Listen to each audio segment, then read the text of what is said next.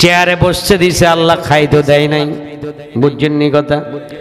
বসছে কিন্তু খেতে পারে নাই, কারণ মালিক বলে জালেমি আর কম খরচ নাই, আমি আল্লাহ তোরে বসাইছি কিন্তু আল্লাহ খাওয়ামু না। কোরআনের সাথে বেয়াদবি করলে ছাড় দেয় না। এটা আল্লাহর কোরআনের মুজিজা। কি এটা? জোরে বলেন কি এটা? আল্লাহ কোরআনের মুজিজা। এখন ছেলে বন্দী, এখন আমার ছেলে যদি কোরআন শিখে ইসলামিক দলের সাথে জড়িত হয়, এখন কি আমি বন্দী করব না? যদি বন্দী করেন যারা, তারা হবে নাই কাফের মুশরিকের দল, তারা হলেন আবু জাহেলের দল, তারা হলো উতবা সাইবার দল, তারা হলো ফিরাউনের দল, তাদের জায়গা হবে জাহান্নাম। জোরে বলেন ঠিক কিনা? আর যারা ছেলেকে বলবে বাবা দিনের পথে চলো, অন্যায় পথে চলো না, কোরআন শিখো, কোরআনের পথে চলো, আল্লাহ তাদেরকে জান্নাতের ফয়সালা করে দিবে। আমার মুসলমান ভাইয়েরা, এই জন্য সন্তানগুলোকে আমরা কোন দিকে দেব? ইসলামিক দলের দিকে উদ্বুদ্ধ করে দেবে। তারা দিন শিখবে, তাদের ঈমানকে মজবুত করলে লাভ হবে আপনার। কাল লাভ হবে আপনার। ও পিটাবে আপনাকে, মারবে আপনাকে? মারবে না। আসুন, সালমান ফার্সি এখন বন্দী হয়ে গেছে, ছুটে রওনা দিয়েছেন। গিয়ে ও পাদ্রীকে বলল, বাবা তোমার এই ধর্মের আসল জায়গা কোন জায়গা? সিরিয়া। আমি সেখানে যাব। সেখানে গিয়ে একজন ধার্মিকের কাছে গিয়ে, পাদ্রীর কাছে গিয়ে উঠলেন, জায়গা দেখায় দিলেন। ওই জায়গার নাম হলো নুসাই মুসুল নামক জায়গা। কি নাম? মুসুল নামক জায়গাতে পৌঁছে গেলেন। মুসুল নামক জায়গাতে যখন পৌঁছে গেল, পাদ্রীর কাছে বসে দিন শিখে, এলেম শিখে, কোরআন শিখে, কিন্তু ওয়াজ করে একটা, আমল করে আর একটা। হুজুরে এরম হুজুর আঙ্গ দেশে আছে না নাই? জোরে বলেন আছে না নাই? তাদের আনুগত্য করা যাবে না, আমলে আর কথার সাথে মিল থাকতে হবে। কাবুরা মাকাতান ইনদাল্লাহি আন তাকুলু মা লা তাফআলুন। আল্লাহ বলেন, মুসলমানেরা শুনে রাখা, যারা ভালো কথা বলো, ভালো আমল করো না, মন দিয়েও যদি ভালো আমল না করো, ভালো কাজ দ্বারা সাপোর্ট না দাও, এমন উপদেশ তোমার দরকার নাই। এমন ওয়াজ করলে আল্লাহর কাছে এই ওয়াজটা সবচেয়ে খারাপ ওয়াজ। আল্লাহর কাছে এই কথাটা সবচেয়ে খারাপ কথা, যে তুমি নিজে করবা না, মানুষদেরকে ভালো আমলের ওয়াজ করবে, এটা কোনোদিন হতে পারবে না। ওই সালমান ফার্সি তার খেদমত করতেছে, যাইবে কোথায়? খেদমত চলতেছে। ওই পাদ্রী, আমি দ্রুত চলে যাব, ওই পাদ্রীর আচার আচরণ ভালো না। এরম পাদ্রী আছে না নাই? এরম ভণ্ড বাবা আছে না নাই? দয়াল বাবা কেবলা কেবা আছে না নাই? জোরে কোন আছে না নাই? আবার কেউ কেউ এগুলা মোবাইলের মধ্যে শুনিয়ে আবার তারা সেখানে বাবার অনুসারী হয়ে গাঁজা খায়। ওরে ঘা, ওর গায়ে হলো সালার চট, আর চুলো হলে মাথার জট। ও খায় সব সময় গাঁজা। এই ধরনের অনুসারী হওয়া যাবে না। এই সময় বক ধার্মিকদের অনুসারী হওয়া যাবে না। কারণ আল্লাহ রাব্বুল আলামিন বলেন, ইয়া আইয়ুহাল্লাযীনা আমানু ইন্না আহবারি ওয়া রুহবানি লা ইয়াকুলুনা আমওয়ালান নাস বিল বাতিল ওয়া ইয়াসুদ্দুনা আন সাবিলিল্লাহ। এমন বক ধার্মিকেরা কি করবে? আল্লাহ বলেন, শুনে জেনে রেখো, ওই খ্রিস্টানদের মধ্য থেকে, ইহুদিদের মধ্য থেকে এইরূপ বক ধার্মিক, খারাপ ধার্মিক লোকেরা আছে। তারা কি করে? তারা মানুষের মালগুলো খায়, অবৈধ পন্থা, অন্যায়ভাবে খাবে। আর কি করবে? অন্যায়ভাবে খায়া আবার আল্লাহর পথে বাধা সৃষ্টি করবে। আসিল না নাকি নাই?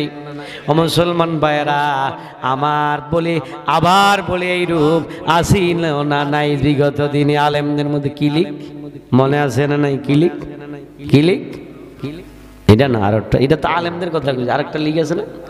হ্যাঁ কইছে, ওরা ওই তো কইছে কিলিক, ওলামা লীগ, কিলিক আসিল না? ওরা আমাদেরকে, ওরাই ইসলামের ক্ষতি করেছে বেশি। এইরূপ বকধার্মিক আছে না নাই? ছিল কিনা? আছে না? এইরূপ যারা বকধার্মিক থাকবে, আল্লাহ রাব্বুল আলামিন ওই সালমান ফার্সি, তাকে দেখে তিনি কিছু করার নাই, কোথায় যাবে? খেদমত করে। তাকে জিজ্ঞাসা করলেন, হুজুর আপনি তো মারা যাবেন, আমি এরপরে কোথায় যাবো? আমি তো বুড়া মানুষ, আমি তো এখনো জোয়ান, আমি তো আসল জায়গা এখনো যাইতে পারি নাই। ও আমার বন্ধুরা, লম্বা ঘটনা আমি আসতে বলবো, আপনারা একটু সময় নেবেন। আপনারা ধৈর্য ধরে বসলে আমি আপনাদেরকে একটা সুন্দর ঘটনা শোনাবো, আপনাদের জীবনের জন্য, আমাদের জীবনের জন্য কাজে আসবে। রাজি আছি কার? একটু আল্লাহকে দেখান। লিল্লাহে তাকবীর, লিল্লাহে তাকবীর।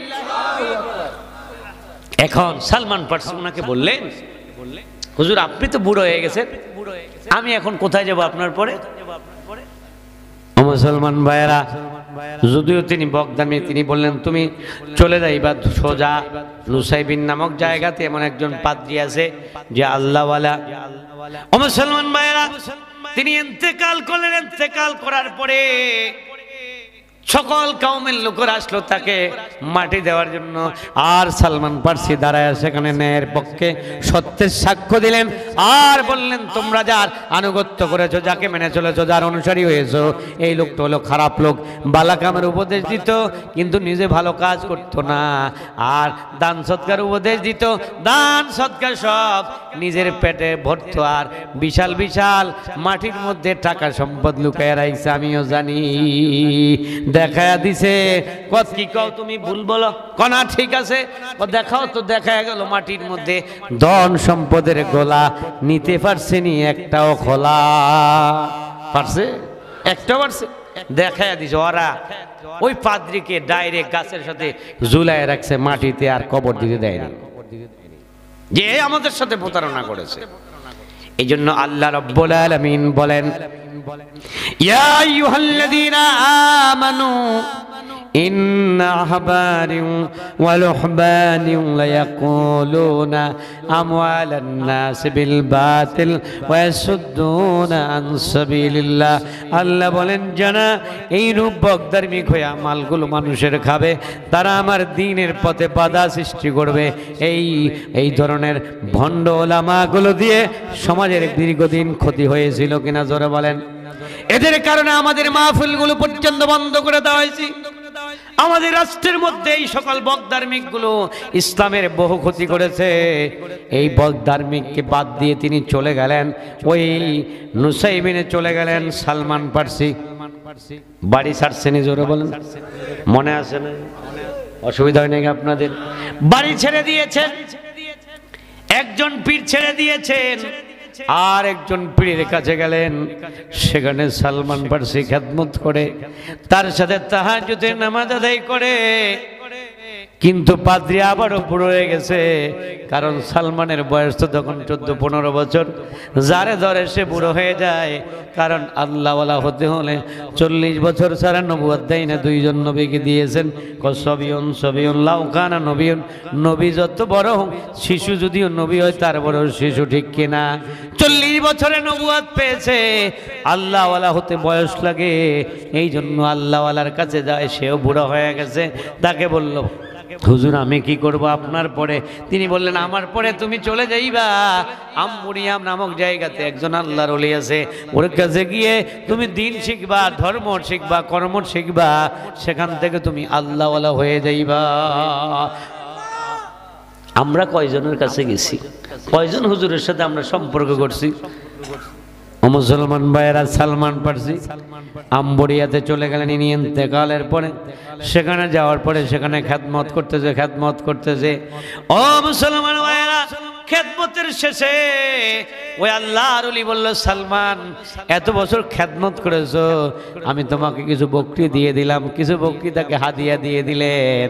সালমান ওগুলাকে রেখে দিলেন, ওগুলা লালন পালন করেন। আর তার মৃত্যুর কালীন বললেন, ও আমার ধার্মিক, ও আমার নেতা গো, উনি কিন্তু ভালো লোক, উনি আল্লাহওয়ালা লোক, আল্লাহ প্রেমিক লোক, খোদা প্রেমিক লোক, একজন আল্লাহওয়ালা পীর সাহেব, উনি আল্লাহওয়ালা ব্যক্তি।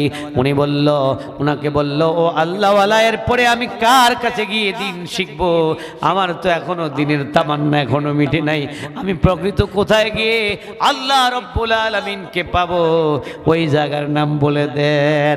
ওই সর্বশেষ পিছায়ে বলল, ওই সালমান, আমার ইন্তেকালের পরে আমি আর কোনো জায়গা দেখি না, তবে একটা জায়গা আছে, যেই জায়গা হলো ইয়াসরিব নামক জায়গা।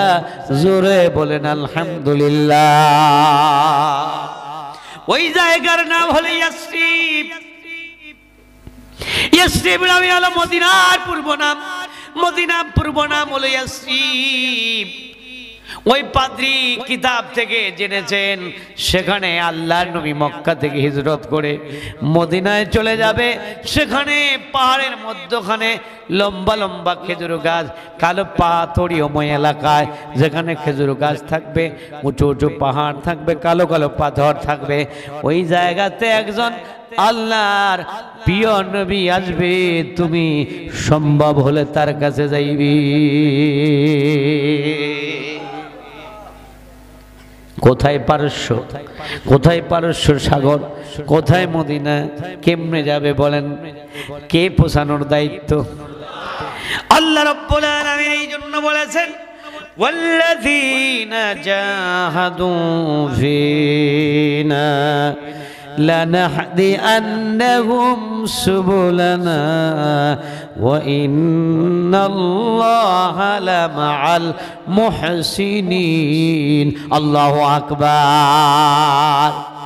আমার মুসলমান ভাইয়েরা, আমরা কয়দিন চেষ্টা করেছি, আমরা কয়দিন ধর্ম করেছি, আমরা কয়দিন কর্ম করেছি, আমরা কয়দিন আল্লাহর কোরআনের জন্য একটি রাত আমরা কোরবান করতে পারি না, একটি দিন কোরবান করতে পারি না।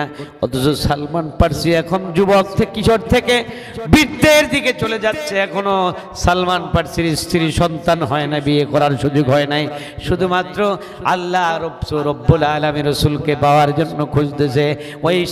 ওই ইয়াসরিব নামক জায়গাতে যাওয়ার জন্য কিভাবে যাবে? এই জন্য হঠাৎ করে তিনি ওই ছাগল বকরির পালগুলো পালেন। দেখেন যে কিলাব গোত্রের কিছু লোক, ব্যবসায়ী লোক সিরিয়ার দিকে যাবে, মদিনা হয়ে ইয়াসরিব হয়ে ওখানে যাবে। তাদেরকে জিজ্ঞাসা করলেন, ভাই তোমরা কোথায় যাবা? আমরা আমাদেরকে দিয়ে দিলাম।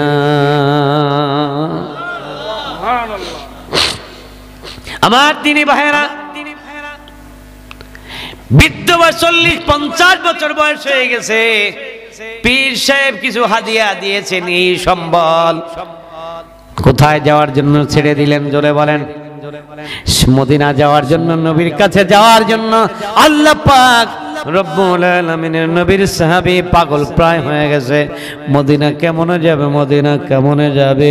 এই জন্য বকরিগুলো দিয়ে দিলেন, বিনিময়ে শুধুমাত্র সাথে নিবেন, সাথে নিবেন এই শর্তে, গরু ছাগল সব নিয়ে যা। ইমানদার তো তারা যারা মাল সম্পদ সব কিছু চেয়ে আল্লাহ নবীকে বেশি ভালোবাসে,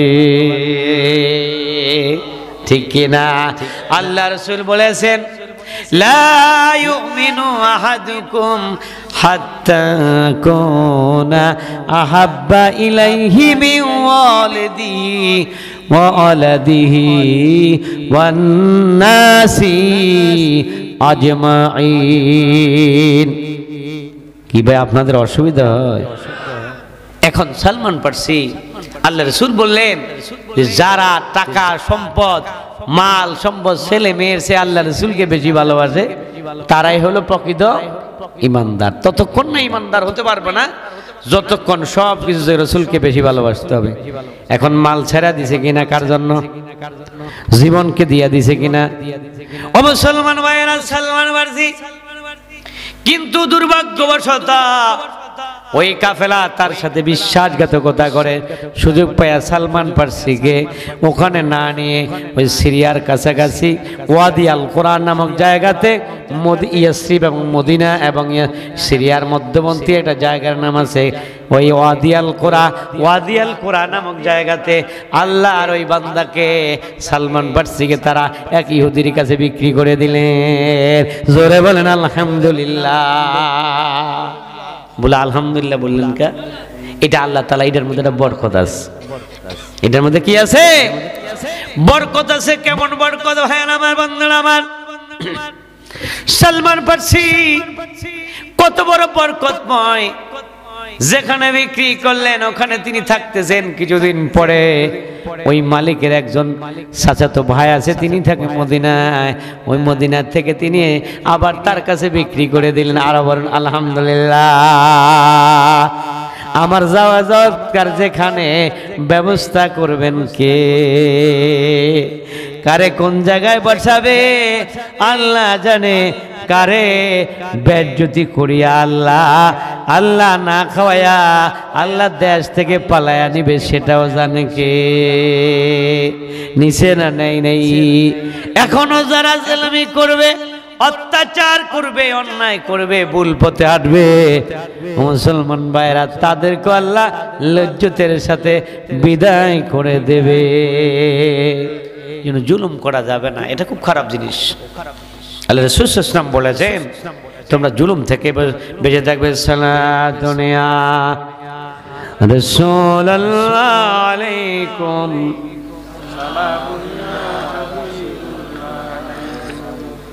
সালাতুনিয়া রাসূলুল্লাহ আলাইকুম। মোহাব্বতের সাথে বলেন সালাম তুনিয়া রাসূলুল্লাহ আলাইকুম।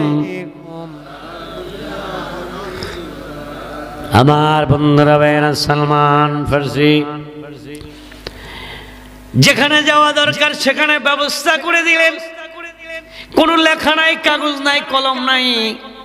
নিয়তের কারণে, চেষ্টার কারণে, জান্নাতে যাওয়ার নিয়তের কারণে আল্লাহ রাব্বুল আলামিন এত পথ অতিক্রম করায়া ওই মদিনা পৌঁছার ব্যবস্থা করে দিলেন। বলেন আলহামদুলিল্লাহ, লিল্লাহি তাকবীর।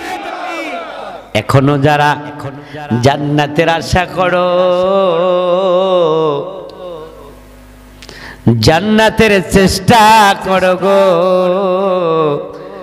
আল্লাহ বলেন আমি তোমারে ওই পথ দেখাইয়া দিব। ডর নাই, যেহেতু তোমার পারস্য থেকে আমি যদি, যেই মালিক পারস্য থেকে কত পথ, বহু পথ, পারস্যের পর হলো ইরান, বহু পথ, যা বর্তমান জামানায় প্লেন দিয়ে গেল প্রায় 5-4 ঘন্টার পথ অতিক্রম করতে হবে।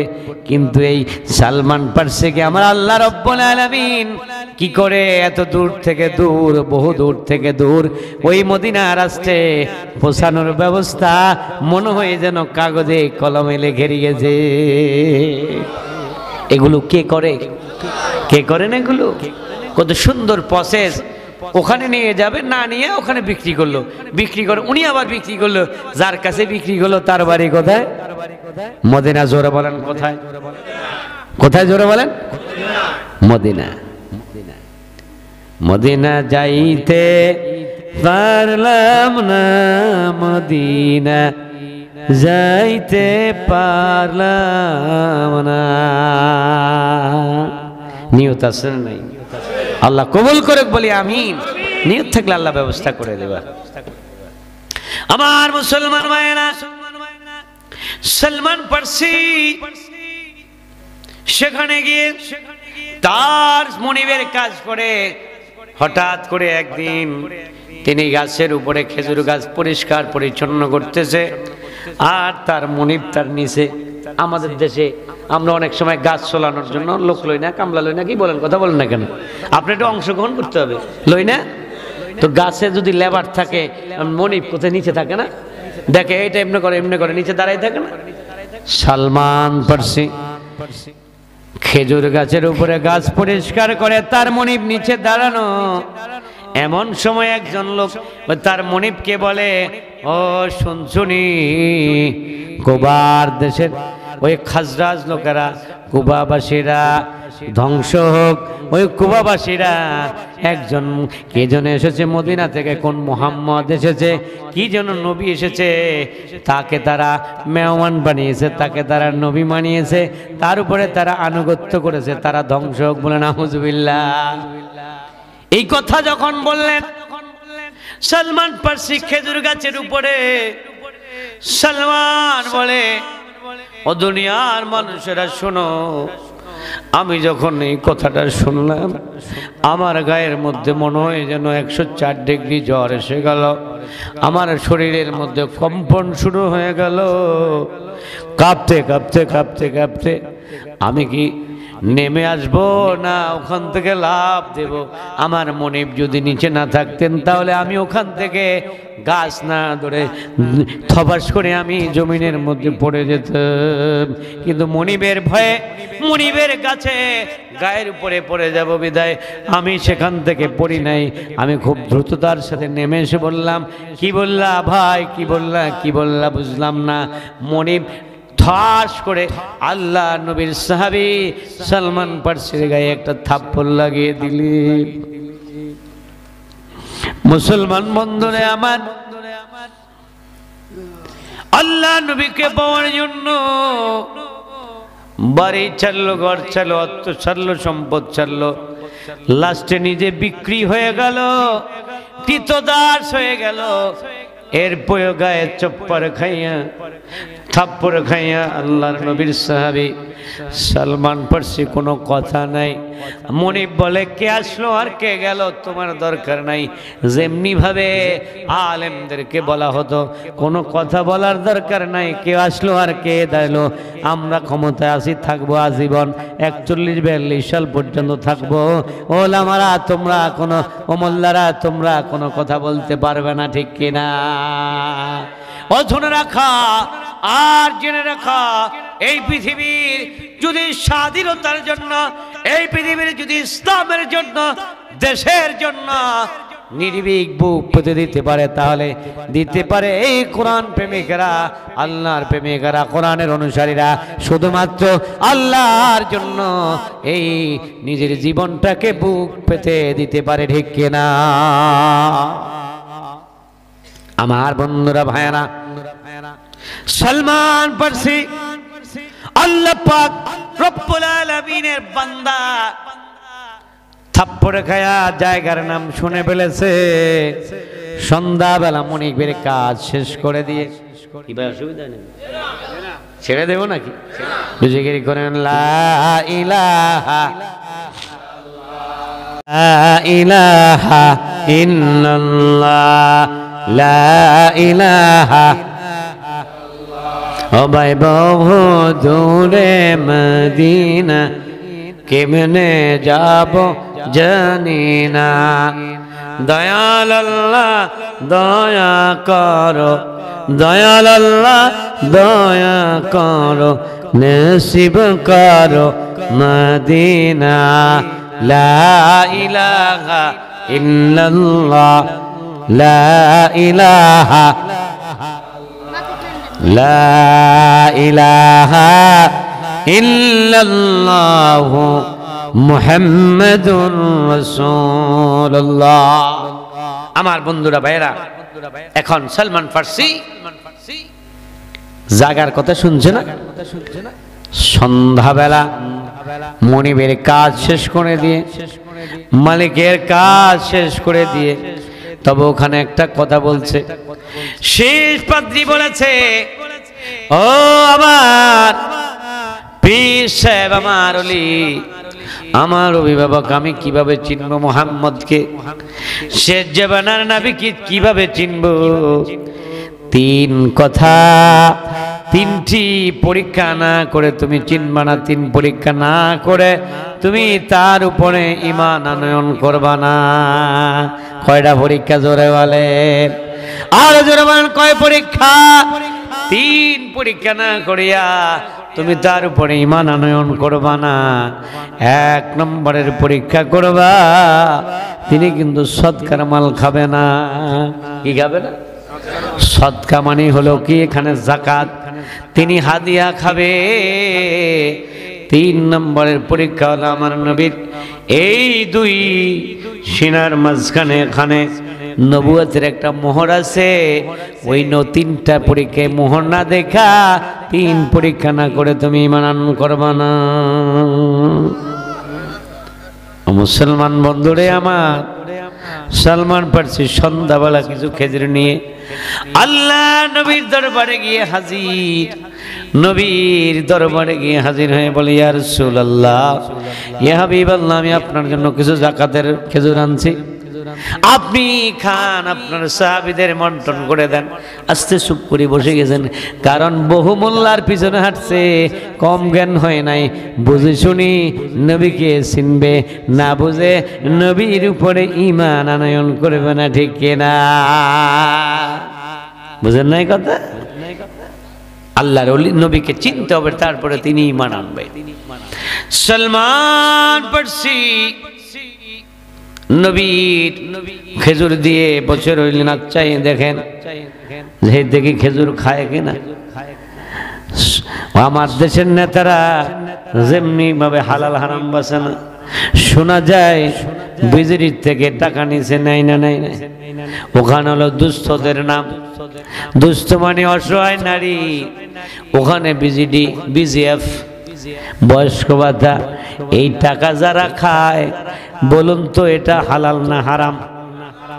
দুঃখের সাথে বলছি, কতগুলো ঘর দেখলাম, ঘর আছে, চাল আছে, কিন্তু মাড়ি নেই, আছে না নাই?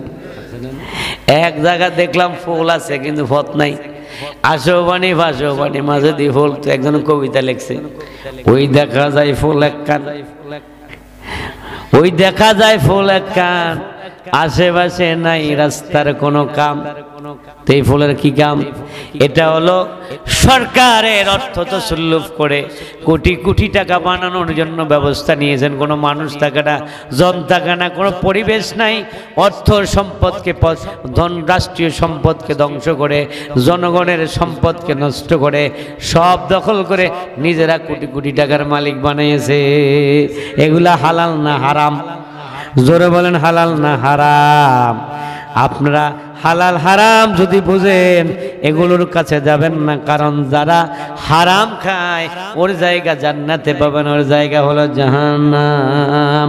যত বড় জাকাত, যতবার জাকাত করুক, জাকাত দেখ, যত হজ করুক আর যায় করুক, যত কাম করুক, হারাম খায়া আল্লাহর ইবাদত করে আল্লাহ ইবাদত কবুল করবে না।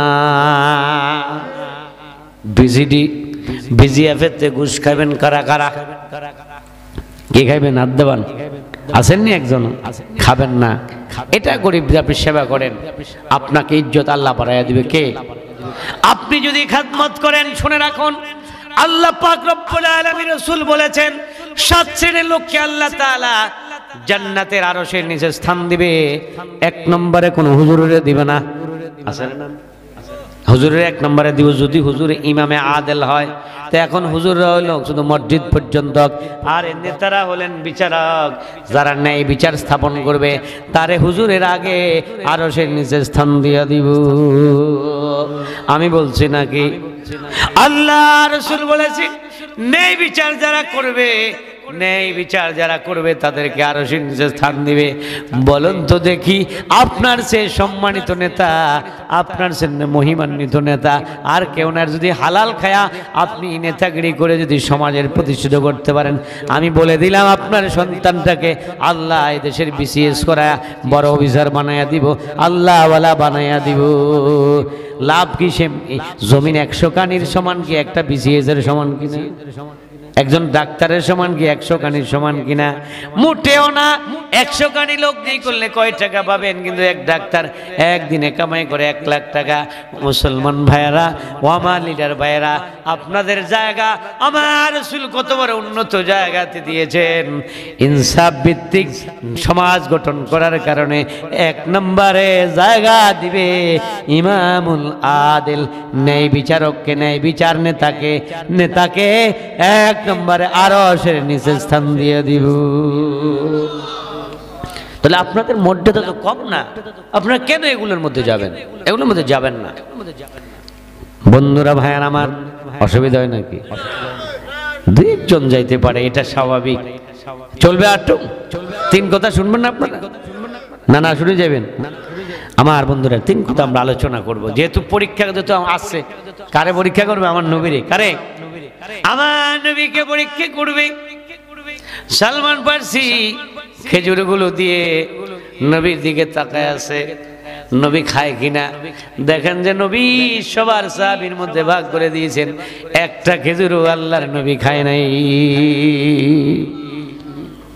সালমান ফার্সি খুশি হয়ে গেছে কিন্তু আমরা দুনিয়ার কোনো বোঝা যায় দুনিয়ার কোনোটাকে আর বাসি না বাসি কোনটা হালাল কোনটা হারাম বাসি না ও মুসলমান আমরা হলাম এমন জাতি একটা ছোট্ট ঘটনা বলি আব্দুল্লাহ ইবনে মাসউদ রাদিয়াল্লাহু তাআলা আনহু যখন মুসলমান হয় না 12-13 বছরের কিশোর মানুষের কিতদার ছাগল গরু চড়ায় নবী রওনা দিয়েছেন উহুবাস আবু বকর রওনা দিয়েছেন উহুবাস দুপুরে খাবার খায় নাই তাপমাত্রা গরু বেজে গেছে জিহ্বাটা শুকিয়ে গেছে রাস্তা দিয়ে বিলের মধ্য দিয়ে রওনা দিয়েছেন আব্দুল্লাহ ইবনে মাসউদকে বলে ও আব্দুল্লাহ ও ছেলে বৎস আমাদেরকে একটু দুধ দহনের জন্য ব্যবস্থা করে দাও আমরা খুব পিপাসার্থ তখন ও আব্দুল্লাহ ইবনে মাসউদ বললেন আপনাদেরকে দেখতে খুব ভদ্র মানুষ মনে হয় আপনাদেরকে সভ্য মানুষ মনে হয় কিন্তু আমি আপনাদের মন আছে আপনাদেরকে কেমন করে ছাগলের দুধ দেব কারণ আমি তো এই ছাগলের রাখাল আমি চালকের মালিক না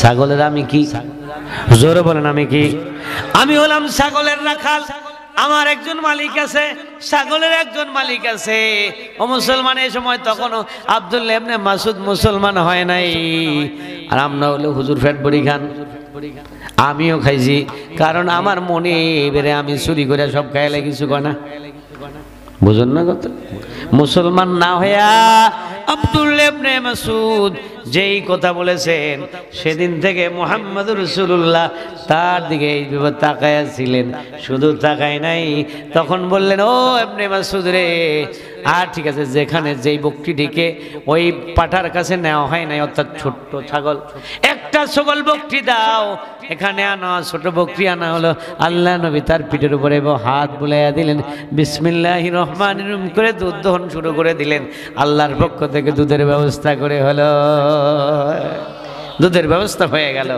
আল্লাহ রাসূল নিজেও খাইলেন আবু বকরকে খাওয়াইলেন আর ইবনে মাসউদকে খাওয়াইয়া দিলেন জোরে বলেন আলহামদুলিল্লাহ এটা কোনো গাবিন হয় নাই সেখান থেকে দুধের ব্যবস্থা করছে কে ইবনে মাসউদ ওই দিন থেকে বলেন আবু বকর বললেন ওই দিন থেকে আমি ওর প্রতি একটা টার্গেট নিলাম সম্মানিত ইবনে মাসউদের দিকে আমার টার্গেট নিলাম কত বড় ইবনে মাসউদ আব্দুল্লাহ ইবনে মাসউদ যখন কোরআনে কারীম তেলাওয়াত করতেন আমার রাসূল সাল্লাল্লাহু আলাইহি ওয়াসাল্লাম তার থেকে কোরআনের আয়াতগুলো শুনতেন ইবনে মাসউদ বন্ধ করে দিলেন আল্লাহ নবী বলেন ইবনে মাসউদ রে তুমি পড়ো কোরআনে কারীম পড়ো আমার মনটা ভালো লাগে তোমার কোরআনে কারীমের তেলাওয়াত শুনলে আমার দিলটা ভালো হয়ে যায় আমার দিলটা অত্যন্ত মন ভালো হয়ে যায় দিলটা আমার খুশি লাগে ওই ইবনে মাসউদ সেই জাতি আমরা যারা কিতদাস হয়ে আল্লাহর ওলি নবীকে দুধ দেয় না কয়টা আমি কি মালিক না এটা হলাম আমি মালিক না আমি হলাম কি জোরে বলেন কি আপনার রাখাল রাষ্ট্রীয় অর্থ তসল্লুপ করবেন কোটি কোটি টাকা বানাইবেন শান্তি কোথায় শান্তি তো নাই শান্তি আছে শান্তি কার পক্ষ থেকে আমার আল্লাহর পক্ষ থেকে শান্তি যদি পেতে চাও আল্লাহর দিকে আসো কোরআনের দিকে আসো ও মুসলমান বন্ধুরা আমার ভাইয়েরা আমার এখন সালমান ফার্সি এক পরীক্ষা শেষ বাড়িতে চলে আসলেন দ্বিতীয় দিন তাড়াতাড়ি যায় নাই দ্বিতীয় দিন যায় নাই কয়েকদিন পরে কারণ দ্বিতীয় দিন নবী চিনতে পারবে অনেক দিন পরে আবার খেজুর নিয়ে হাজির ইয়া রাসূলুল্লাহ ইয়া হাবিবাল্লাহ আপনাকে আমি মহব্বত করি আপনার জন্য কিছু হাদিয়া এনেছি আপনিও খান আপনার সাহাবীদেরকেও খাওয়ান আল্লাহ নবী নিজেও খেলেন সাহাবীদেরকেও খাওয়ালেন বুঝতে পারলেন তিনি যাকাত খায় না তিনি হাদিয়া খায় হাদিয়া মানে উপর হাদিয়া দেওয়া তাহাদ্দু তাহাব্বু হাদিয়া দেওয়া সুন্নাত হাদিয়া খাওয়াও সুন্নাত সদকার মাল যাকাতের মাল কুরাইশ বংশের লোকেরা খেতে পারে না আর যার যিনি যাকাত দিতে পারে ও মুসলমান ভাইয়েরা বছরে বহু লক্ষ লক্ষ টাকা, এই যে নদী ভাঙার জন্য লক্ষ লক্ষ টাকা আসলো, নদী ভাঙতে একজন লোক পায় না, জেলে বাতা জেলেরা পায় না, সব ভালো মানুষগুলো জাইল্লা হয়ে গেছে, লজ্জা লাজ লজ্জা সব চলে গেছে, ঠিক কিনা? জোরে বলেন ঠিক কিনা? ও মুসলমান ভাইয়েরা, জেলেরা, কারণ ঘটনার সাথে নিজের জীবনকে মিলাতে হবে। আমি কি আল্লাহর জন্য চেষ্টা সাধনা করলাম, আমি কতটুকু কষ্ট করলাম সাধনা করলাম, আল্লাহর নবীর সাহাবী সালমান ফার্সি কতটুকু কষ্ট করলেন আল্লাহকে পাওয়ার জন্য, আমরা কতটুকু চেষ্টা করলাম। পরীক্ষা কয়টা গেল? জোরে বলেন কয়টা? আরেকটা শুনবেন নি আপনারা? আর একটা হলো শেষ পরীক্ষা, অনেকদিন পরে সালমান ফার্সি বলে, ও আমি তৃতীয় পরীক্ষা করার জন্য রওনা দিলাম, যা দেখি জান্নাতুল বাকিতে, আমরা তো জান্নাতুল বাকি বলি মদিনাবাসীরা, তারা বলে শুধু বাকি, তারা বলে কি শুধু, আমরা তো একারে সবারে জান্নাতে পৌঁছাই দিই, একারে জান্নাতে চলে গেছে এরকম কই অনেকে বক্তব্যে, কিন্তু ওরা জান্নাত বলে না, ওরা বলে বাকি। আল্লাহ নবী কি জান্নাতে আছে কি জাহান্নামে আছে কেউ জানে না। উসমান ইবনে মাযউন রাদিয়াল্লাহু তাআলা আনহু ইন্তেকাল করেছেন, যেই ঘরে ইন্তেকাল করেছেন ওই মহিলা বলল, আল্লাহর বান্দা কত বড় ভাগ্যবান সৌভাগ্যবান যে আল্লাহ তাকে জান্নাতবাসী করে। এই কথা শুনে আল্লাহ নবী বললেন, তোমার মুখটা থামাও থামাও, তুমি কি জানো আল্লাহ তার সাথে কি আচরণ করবে? শুধু তাই নয়, আমি মুহাম্মদুর রাসূলুল্লাহর সাথে আল্লাহ কি ধরনের মুসিবতের দিনে আচরণ করে আমি এই ব্যাপারে আমি নিজেকে ভয় পাই। আর আমরা আমাদের জান্নাতে চলে গেছি বলি কিনা? জোরে বলেন কেন, বলে কিনা? মুসলমান ভাইয়েরা, ওই বাকি থেকে জানাজা শেষ করে নবী যখন রওনা দিয়েছে, সালমান ফার্সি পাশ দিয়ে হাঁটে হাঁটে হাঁটে আর পাশ দিয়ে হাঁটে, আর এই দিকে কি যেন উকি মেরে চায়, এই দিকে কি যেন উকি মেরেছে, মনে আসেনি সেটা কোনটা? কি জন্য নবুয়তের মোহর দেখবে, নবীর মোহর দেখবে, নবীর মোহর দেখে নবুয়ত দেখে নবীর উপরে ঈমান আনবে। আল্লাহ নবী বুঝতে পারলেন, নবী ওই রুমালটাকে ফেলে দিয়ে জামাটা খুলে দিয়ে এইভাবে ফেলে দিলেন, দেখো রে সালমান, আর কতকাল দূরে থাকবি রে সালমান?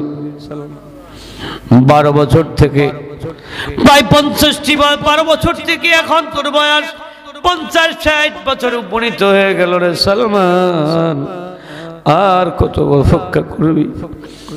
এখনো কি তোর সময় হয় নাই রে সালমান? দেখে নে, আমি সেই তোর পীর সাহেব যে বলেছেন, তোর আল্লাহর ওলি বলেছে 3 পরীক্ষা করার জন্য, ওই 3 পরীক্ষা পাশ করা সেই মুহাম্মদুর রাসূলুল্লাহ সাল্লাল্লাহু আলাইহি সাল্লাম দেখে নিলেন নবুয়তের মোহর, নবুয়তের মোহর দেখে পড়ে নিলেন, সালাম করে হাতে চুমা খায়, নবীর কপালে চুমাকে বলে লা ইলাহা ইল্লাল্লাহু মুহাম্মাদুর রাসূলুল্লাহ। আমার বন্ধুরা ভাইরা, আমি সূরাতুল আনকাবুতের শেষ আয়াতে কারিমা আপনাদের সামনে আলোচনা কিনেছি। ওয়াল্লাযীনা জাহাদু ফীনা لنهدينهم سبلنا وإن الله لمع المحسنين الله أكبر। আমার ভাই বন্ধুগণ, যারা আল্লাহর পথে চেষ্টা করবে, এখন আপনারা বলুন তো দেখি, আল্লাহর জন্য আল্লাহকে পাওয়ার জন্য এরকম চেষ্টা কেউ করছেন কিনা? সালমান ফার্সির মতো করেছেন কিনা? শুধুমাত্র বছরে 8-3 দিন মাহফিল এখানে, আবার হায়াত থাকলে আগামী দিন আসবেন, আগামী বছর আসবে, নসেদ বহু লোক ওই মাটির গর্ভে বিলীন হয়ে গেছে, আর মাহফিলে তাফসীর মাহফিলে আসতে পারে নাই, পারছে? এরপরও আমরা এতটুকু চেষ্টা সাধনা আমরা করতে পারি না, এটা আমাদের দুর্ভাগ্যের বিষয়, ঠিক কিনা? কি ভাই, এই কথাগুলো আমাদের জীবনের জন্য দরকার আছে না নাই? ও মুসলমান ভাইরা, আল্লাহ পাক নীতিত বলেছেন, তোমরা মানুষদেরকে দাওয়াত দাও, উদউ ইলা সাবিলি রাব্বিকা বিল হিকমাতি ওয়াল মাউইজাতুল হাসানা। মানুষদেরকে তোমরা দাওয়াত দাও। দাওয়াত দিলাম সালমান ফারসির মতো ইমানদার যদি হতে পারো, তাহলে আল্লাহ রব্বুল আলামিনের সালমান যেমনি ভাবে নবীর সাক্ষাৎ হয়েছে, আল্লাহ রব্বুল আলামিনের নবী তোমার সাথে একবার হলো স্বপ্নের মধ্যে তোমাকে দেখা দিবে। ও গো বান্দা, ও আব্দুল্লাহ, ও আব্দুর রহিম, ও আব্দুল বারেক, ও আব্দুল কাদের, আমি রাসূলুল্লাহ তোমার সাথে দেখা করতে এসেছি। আমার বন্ধুরা, ভাইয়েরা, মুসলমান ভাইয়েরা, রাত্র আগামী দিন শেষ, আখেরি আগামী দিন শেষ মোনাজাত। এখানে সালমান ফারসি আবার কিতুদাস থেকে আল্লাহ তাকে মুক্ত করবেন। সেখানে লম্বা ঘটনা আছে, সেদিকে গেলে রাত্র গভীর হয়ে যাবে। যেহেতু আজকে দ্বিতীয় দিন, আর বাড়াবো না।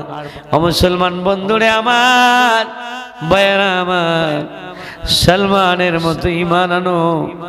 সালমানের মতো যদি ঈমান আনতে পারো। কিন্তু আমরা তো চার আনার জন্য ঈমান বিক্রি করে ফেলি, আমরা মাত্র বিজিরির জন্য ঈমান বিক্রি করে ফেলি, আমরা বয়স্ক ভাতার জন্য ঈমান বিক্রি করে চেয়ারম্যানের পিছনে গুরু গুরু করে। অথচ এই সকল লোকগুলা বিগত দিনে যারা ছিল কত বড় জালেম ছিল। একটা সামান্য নাম দিবে তা অধিকার, কিন্তু প্রত্যেক দিন হাজিরা দিতে হবে, জয় বাংলার ধ্বনি দিতে হবে। ঠিক করেন, ঠিক বলছেন? দরকার নেই। সালাবে কে? রিজিকের মালিক কে? জোরে বলেন কে? আমার আল্লাহ পাক রব্বুল আলামিন রিজিকের মালিক। কত বড় রিজিকের মালিক!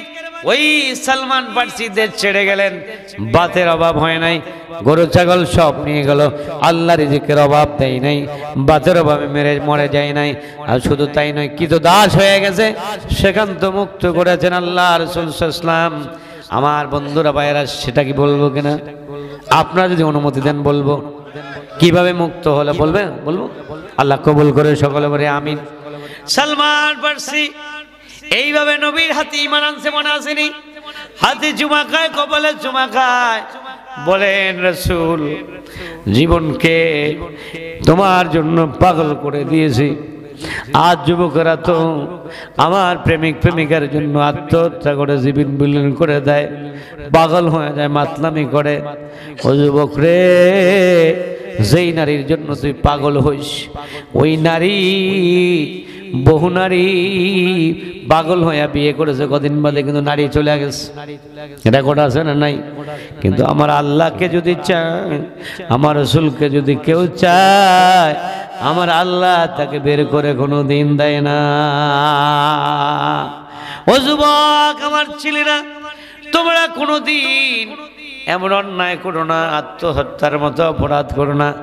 আত্মহত্যা করলে জাহান্নামে থাকতে হবে আজীবন, ওখান থেকে মুক্তির ফয়সালা নাই। এই জন্য তোমরা ওই নারীর জন্য পাগল হয়েছো। তুমি প্রতিষ্ঠিত হো, যার জন্য তুমি পাগল হয়েছো, তার চেয়ে সুন্দরী নারী আল্লাহ তোমার জন্য ব্যবস্থা করে দেবে। এই ধরনের কাজে জড়িত হওয়া যাবে না। এখন সালমান আসে আর যায়, কারণ সে কি মনে আসেনি? কি কৃতদাস না? জোরে বলেন, কি সে না ভুলে গেছেন আপনারা? তো এখন কৃতদাস কি সারাদিন রাসূলের কাছে থাকতে পারবে? কিন্তু এতদিনের পাওয়ার পরে, এত ভালোবাসার মানুষ, এত প্রিয় মানুষ, যে নবীকে দেখলে চক্ষু শীতল হয়ে যায়, মনটা নরম হয়ে যায়, কিন্তু সালমান থাকতে পারে না। রাসূলকে বলে, ইয়া রাসূলুল্লাহ, এইভাবে আর কয়দিন যাবে আমার? আমি আর কতকাল এইভাবে জীবনকে কাটাবো? বাবা ছাড়লাম, বাড়ি ছাড়লাম, দেশ ছাড়লাম, কত কিছু ছাড়লাম শুধুমাত্র তোমার জন্য, কিন্তু এখন তোমাকে ছেড়ে আমাকে দূরে থাকতে হয়, আমি প্রকৃতদার। আল্লাহ নবী বলেন, সালমান তোমার মনিবের সাথে মুকাতাবা করো, চুক্তি করো, কিভাবে তোমাকে মুক্ত করবে, কি কি চায় সে, কয় টাকা চাই, কি চাই আমাকে বলো। সালমান মনিবকে বলে, মনিব তোমার কি চাওয়া আছে আমাকে বলো। সালমান কঠিন শর্ত দিয়ে দিলেন, 300 গাছ, খেজুর গাছ লাগাতে হবে, লাগানোর পরে খেজুর ধরতে হবে, তারপরে তোমার মুক্তি। কঠিন গাছ 300 সারা গাছ, এটাকে ম্যানেজ করতে হবে, এটাকে রোপণ করতে হবে, খেজুরও ধরতে হবে, হয়তো এইভাবে বুড়াইয়া মরিও দিতে পারে। এরপরে 40 ওকিয়া স্বর্ণ, 40 ওকিয়া অনেক দিরহাম না, দিনারও না, অনেক আরো বেশি। কঠিন না সহজ? সহজ করতে পারেন কে? জোরে বলেন কে? মুসলমান ভাইরা, আল্লাহ পাক রব্বুল আলামিনের রাসূলের জামানায় আলী রাদিয়াল্লাহু তাআলা কাবার সামনে, আবু জেহেল কাবার সামনে, এমন সময় একজন ভিক্ষুক এসে গেল, আবু জেহেলের কাছে টাকা চাইলো। আলী রাদিয়াল্লাহু তাআলা মুসলমান হওয়ার কারণে গরিব হয়ে গেছে। আবু জেহেল বলল, আমার কাছে কি যাও, আলীর কাছে যাও, মানে একটু তাকে শরম দেওয়ার জন্য, বুঝেন না কথা? ওর কাছে তোরা অনেক সময় চাইেন, মাদ্রাসার থেকে দ্বারা গেলে কতটা তো আঙ্গ বিরুদ্ধে কস, আঙ্গ দ্বারা দ্বারা যা কয় না। আর শোনা, এত বেরো না, এত দাম্ভিক হয় না। আমার আল্লাহ দেয়, আল্লাহ নেয়, ঠিক না? আল্লাহ পাক রব্বুল আলামিন বলেছেন, আমি যাকে ইচ্ছা তাকে সম্পদ দান করি, যাকে ইচ্ছা তাকে আমি এতটা কি চাইয়া দেই, যাকে জোর করে আমার বন্ধুরা ভাইয়ের আমার জোর করে তাকে দেখাতে লাগলেন। দেখে দেখে ওই পাথরের নুড়িটা স্বর্ণে পরিণত হয়ে গেছে। এটা করে কে? সে আল্লাহ। এখন আছে না নাই? আছে না নাই? আমরা বন্ধুরা শেষের দিকে যাচ্ছি, তো এখন মুকাতাবা কিভাবে মুক্তি পাইলে শুনবো না? শেষ কথা, আমরা শেষের দিকে যাচ্ছি ভাইরা আমার। তাহলে 300 গাছ লাগাতে হবে, খেজুর গাছ, খেজুরও ধরতে হবে, 40 আউকিয়া স্বর্ণ দিতে হবে। আল্লাহ নবীকে বললেন, নবী বলেন, তুমি সাহাবীদেরকে জানাইয়া দিলেন, সাহাবীরা আমার সালমানকে আমি মুক্ত করব, জেলখানা থেকে মুক্ত করব। বহু জেলে লোক ছিল, এই সময় অনেকে সাহায্য সহানুভূতি করেছেন। আল্লাহ তাদেরকে সালমান পারসির মতো আল্লাহ ইমানদার বানায়া দেখ। আর বহু লোক দেন নাই, কি প্রণতা করেছেন। এখনো যারা মিথ্যা মামলায় জেলে জুলুমের মধ্যে আছে আর যুগ জনম ধরে থাকবে, তাদেরকে আমরা সহযোগিতা করব। ইসলামের জন্য যারা মিথ্যা মামলা জড়িত হয়ে জেলে থাকবে, তাদেরকে আমরা সহযোগিতা করব। আল্লাহ রাসূল বললেন, 300 খেজুর গাছ দ্রুত সংগ্রহ করা। আল্লাহ নবী বললেন, আমি নিজ হাতে লাগাবো। আল্লাহ নবী লাগালেন। 300 খেজুর গাছের মধ্যে একটা ওমর রাদিয়াল্লাহু তাআলা আনহু লাগালেন। 300 খেজুর গাছের মধ্যে 299টি খেজুর গাছের আল্লাহ তাআলা 1.5 বছরের মধ্যে নবীর বরকতি হাতের কারণে, আল্লাহ নবী বরকতি হাতের কারণে আল্লাহ রিজিকের খেজুরের ফয়সালা করে দিয়েছে। সত্যটা পূর্ণ হয়েছে, আলহামদুলিল্লাহ, একটা পূর্ণ হয়েছে। 2 নম্বরে 40 আউকিয়া স্বর্ণ নবী খুঁজতে লাগলেন। বিসমিল্লাহির রহমানির রহিম করে এটা পুটলি সালমান পারসির হাতে দিয়ে দিলেন। সালমান বলেন, আমার মনে হয় অল্প কয়টা টাকা, অল্প কয়টা স্বর্ণ মুদ্রা হবে, কিন্তু আমি যখন ওই আমার মনিবের কাছে দিয়ে আসলাম, আল্লাহ রাসূলের হাতের বরকতে যা দরকার 40 আউকিয়া স্বর্ণ, আল্লাহর নবীর বরকতে 40 আউকিয়া স্বর্ণের পয়সা আল্লাহ তাআলা করে দিলি। আমার মুসলমান ভাইয়েরা, সালমান মুক্তি পেয়ে গেলেন। ও মুসলমান বন্ধুরে ভাইয়েরা আমার, আমি আপনাদের কাছে বিনীত অনুরোধ জানাবো, দ্বীনি ভাইদের কাছে অনুরোধ জানাবো, যারা এইরূপ সালমান ফারসির মতো ইমানের জন্য কষ্ট করবেন, চেষ্টা করবেন আল্লাহকে পাওয়ার জন্য, রসুলকে পাওয়ার জন্য, আল্লাহর দ্বীন পাওয়ার জন্য, কোরআনের জন্য, এইভাবে চেষ্টা করবেন। কোরআনের মাদ্রাসায় সহযোগিতা করবেন, মসজিদে সহযোগিতা করবেন। মসজিদ হলো আল্লাহর ঘর, আর মাদ্রাসা হলো রসুলের ঘর। এই কোরআন মসজিদ মাদ্রাসা যারা সহযোগিতা করবেন আল্লাহ তাআলা সালমান ফার্সির মতো আল্লাহ তাদেরকে ইমানদার বানায়া কব দুনিয়া থেকে বিদায় করবে। আমার বন্ধুরা ভাইয়ারা, এই জন্য দিন শিখতে হলে সাহাবীদের কাছে শিখতে হবে, দিন বুঝতে হলে সাহাবীদের কাছ থেকে শিখতে হবে। শিক্ষা পাইছি না পাই নাই? কত বড় শিক্ষা! দেশ বাড়ি ঘর অর্থ সম্পদ সব আমরা ছাড়লাম, কিন্তু আমরা কিছুই ছাড়ি নাই। সামান্য দুনিয়ার লোভে নিজের ইমান বিক্রি করি। ইমান বলো রাত দিন। ইমান কি এত সোজা? ইমানদার হয়ে কি কেউ বহে শয়তানি বোঝা? মুসলমান ইমানকে মজবুত করা, বাতিলকে দূর করে দাও। আল্লাহ আমাদেরকে ইমানকে মজবুত করে দেখ বলি আমিন।